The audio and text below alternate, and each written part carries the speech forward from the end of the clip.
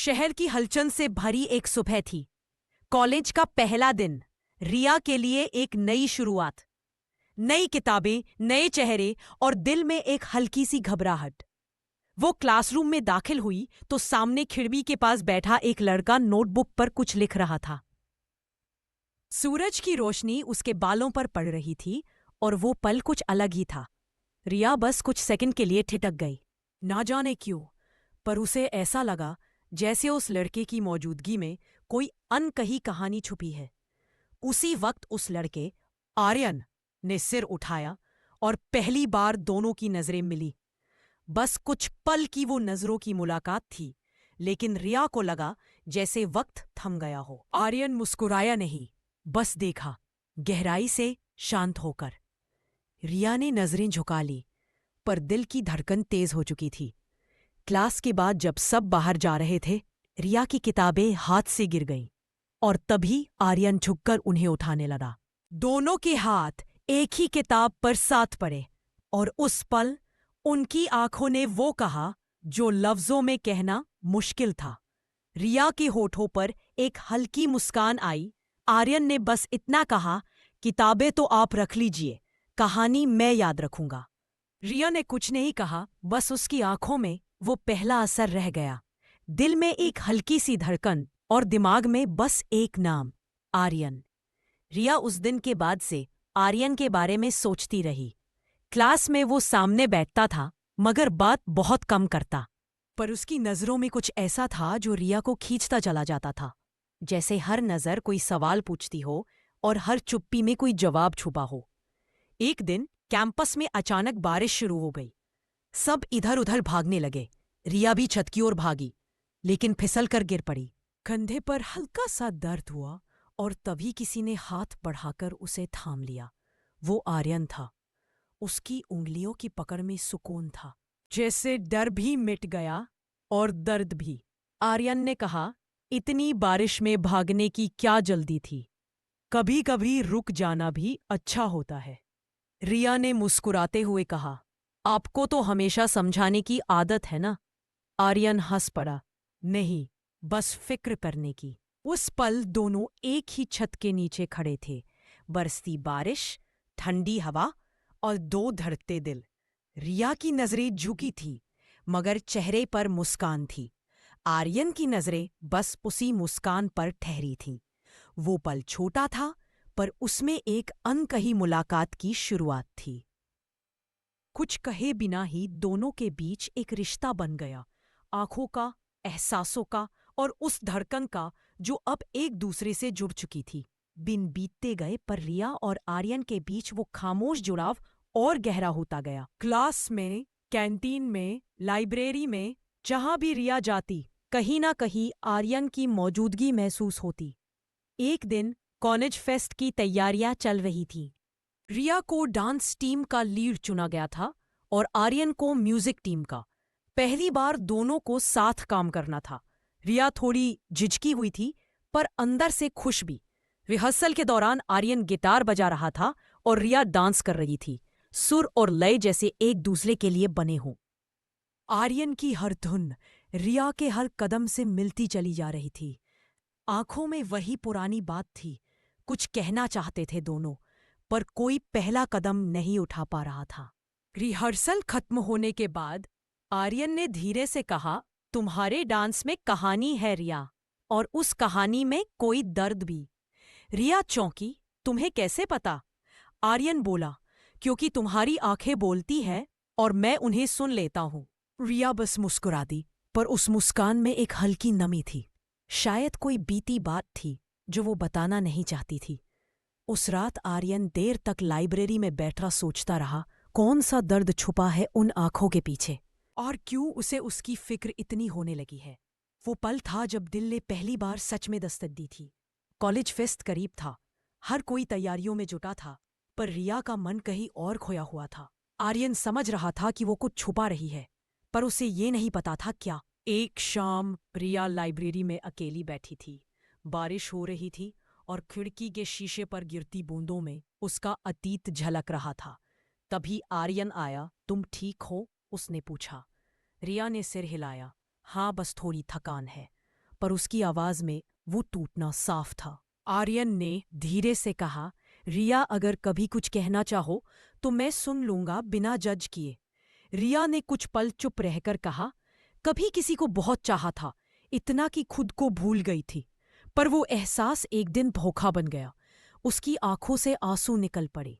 आर्यन ने बस उसकी ओर देखा, ना कोई सवाल, ना कोई तसल्ली, बस खामोशी में उसकी तकलीफ को महसूस करता रहा।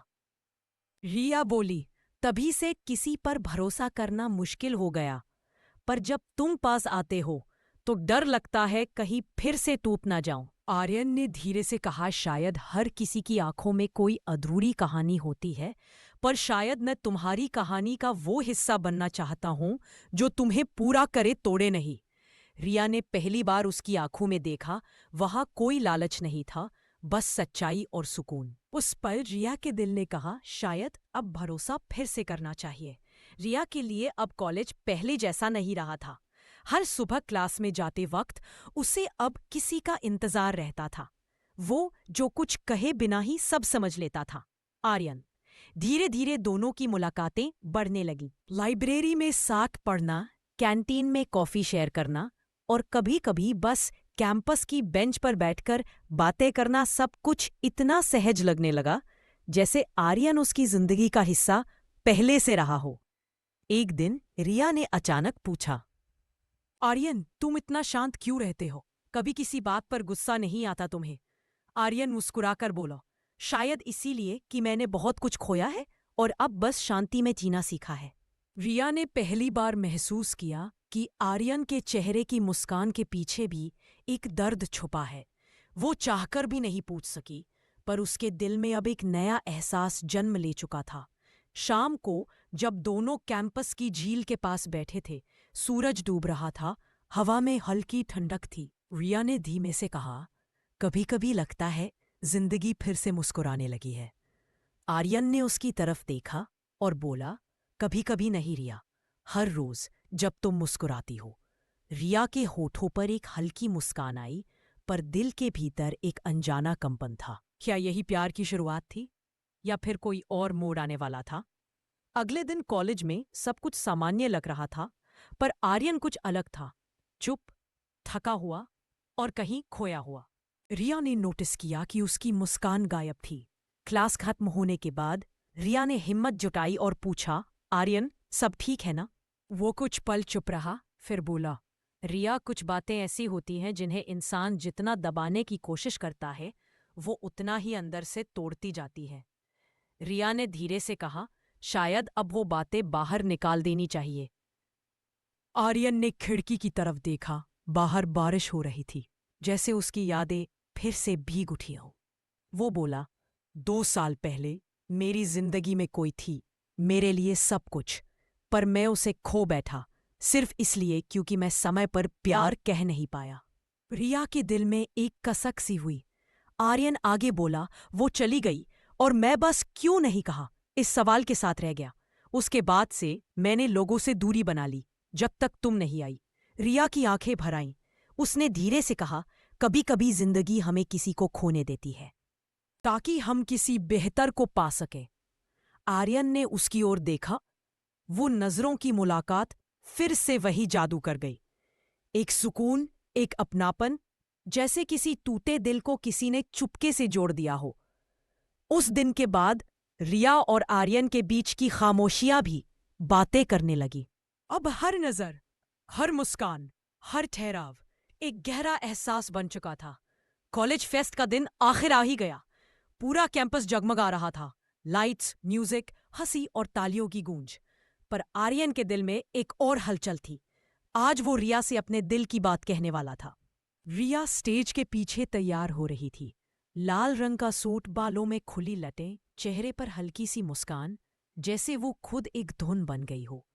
आर्यन गिटार लेकर स्टेज पर आया और माइक्रोफोन में कहा, ये गाना किसी ऐसे के लिए है जिसने मुझे फिर से मुस्कुराना सिखाया। सबकी नजरें उस पर थीं, पर आर्यन की नजरें बस एक पर, रिया पर। गिटार के सुर धीरे धीरे बहे और उसने गाना शुरू किया। तेरी आंखों में जो सुकून है वो कहीं नहीं इस जहां में। रिया वही खड़ी थी, सुन रही थी। महसूस कर रही थी और उसकी आंखें कह रही थी, मैं समझ गई। गाना खत्म हुआ तो तालियां गूंज उठी, पर आर्यन की धड़कनें रिया के जवाब का इंतजार कर रही थी। रिया उसके पास आई, मुस्कुराई और बस इतना कहा, जो बात तुम्हारी आंखों में थी आज वो लफ्जों में सुन ली। दोनों की आंखें मिली और उस पल न कुछ कहना था न सुनना, बस महसूस करना था, क्योंकि आंखों की वो बात अब समझ में आ चुकी थी। फेस्ट के बाद रिया और आर्यन की जिंदगी जैसी बदल गई थी। अब वो एक दूसरे से खुले तौर पर बात करते, साथ हंसते, साथ चलते और कॉलेज में सबको लगता था कि वो दोनों मेड फॉर ईच अदर है। पर जिंदगी कभी सीधी राह नहीं चलती। एक दिन आर्यन को एक कॉल आया जिसने सब कुछ बदल दिया। फोन पर किसी की कांपती हुई आवाज थी, आर्यन तुम्हारे पापा का एक्सीडेंट हो गया है। वो कुछ समझ नहीं पाया, किताबें वहीं गिर गई और उसकी आंखों में पहली बार डर साफ दिखा। रिया उसके पास दौड़ी आई, आर्यन क्या हुआ? उसने बस इतना कहा, मुझे जाना होगा अभी। बिना कुछ और कहे वो चला गया। रिया बस उसे जाते हुए देखती रह गई। कई दिन गुजर गए, ना कॉल ना मैसेज। रिया हर दिन उसी बेंच पर बैठती जहां वो दोनों बातें किया करते थे। हर शाम वो उम्मीद करती, शायद आज वो लौट आए। फिर एक दिन आर्यन का मैसेज आया, रिया सब कुछ बदल गया है।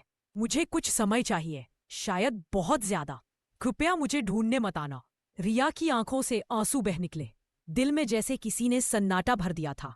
वो पन्ना जो अभी अभी लिखा जाना शुरू हुआ था वो फिर से अधूरा रह गया। रिया ने आर्यन का आखिरी मैसेज कई बार पढ़ा।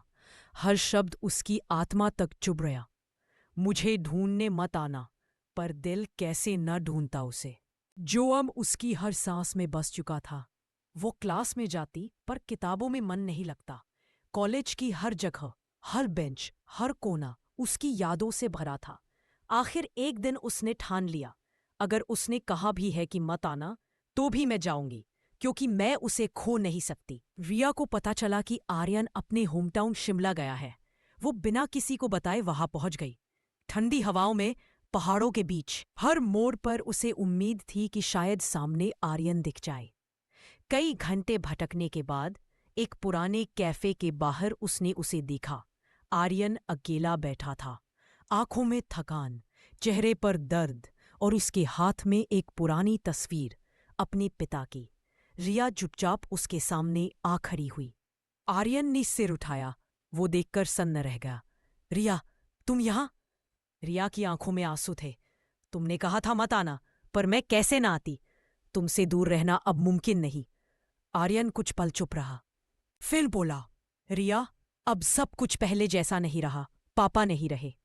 रिया ने धीरे से उसका हाथ थामा, तो अब मैं हूं आर्यन, अब तुम अकेले नहीं हो।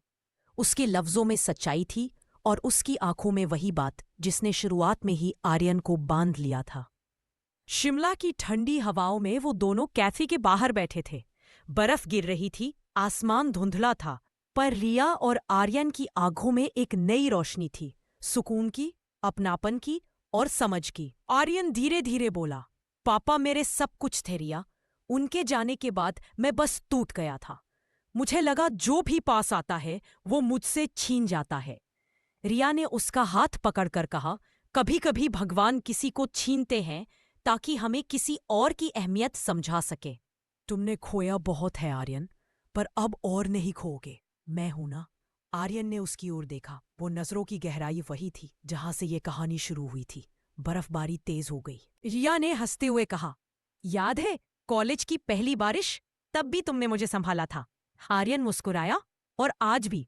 बस फर्क इतना है, इस बार मैं तुम्हें कभी गिरने नहीं दूंगा। दोनों खामोश हो गए।